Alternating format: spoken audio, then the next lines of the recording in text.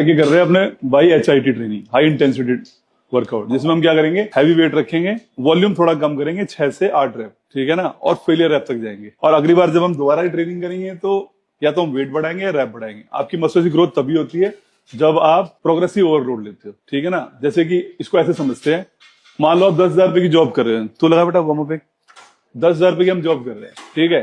अब हमारे को आईफोन खरीदना है या फिर हमारे को गाड़ी लेनी है, तो हमारे को क्या करना पड़ेगा, एक्स्ट्रा काम करना पड़ेगा। एक्स्ट्रा काम करने के लिए एक्स्ट्रा एनर्जी भी चाहिए, एक्स्ट्रा स्ट्रेंथ भी चाहिए। तो उसके लिए क्या करेंगे, हम ज्यादा खाएंगे।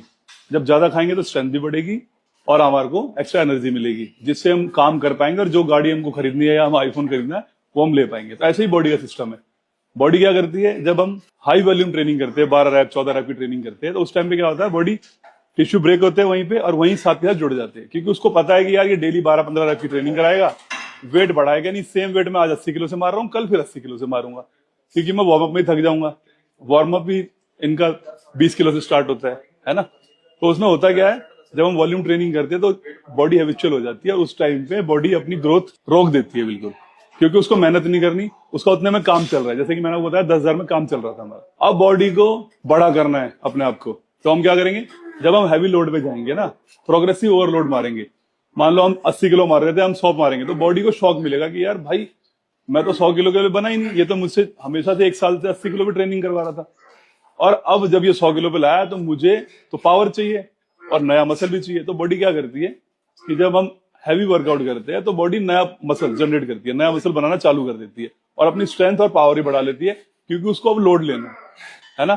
तब जाके जैसे हमने आईफोन लिया था, मसल्स भी ऐसे ही अपने स्ट्रेंथ बढ़ाने के लिए अपना नया मसल क्रिएट करेगी, जब जाके हमारी बॉडी में साइज और वॉल्यूम ऐड होता है। और जब भी हम सेकंड ट्रेनिंग करेंगे उसमें हम क्या करेंगे, जब हम आज हमने मान लो 80 किलो का से मार लिया, तो नेक्स्ट टारगेट आप जब आप दोबारा बैक करोगे तो आपका टारगेट होना चाहिए कि भाई मैं कम से कम 85 किलो से 6 से 8 रैप मारूं। और जब भी आप ये ट्रेनिंग करोगे तो आपको 2 से 3 मिनट का रेस्ट लेना है, ये नॉर्मली है, ठीक है ना। थोड़ा टाइम लगेगा और सेकेंडरी मसल जो भी आप ट्रेन करना चाहते हो उसमें आप वॉल्यूम बढ़ा सकते हो 10 से 12, लेकिन जो आपका फर्स्ट मसल होगा, जो भी आप ट्रेन कर रहे हो पहली ट्रेनिंग, वो आपका 6 से 10 रैप होगा। बेसिकली मेरे लड़के जो है ना, मेरे स्टूडेंट, वो 6 रैप की ट्रेनिंग करते हैं। जब कोई कटिंग पे होता है तो मैं उसका वॉल्यूम 4-5 रैप बढ़ा देता हूँ।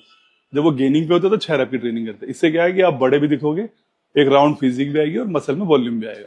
अगर आपको समझ नहीं आया तो मेरी पूरी वीडियो देखना, आज मैं ट्रेनिंग करूंगा बैक की, समझ आ जाए।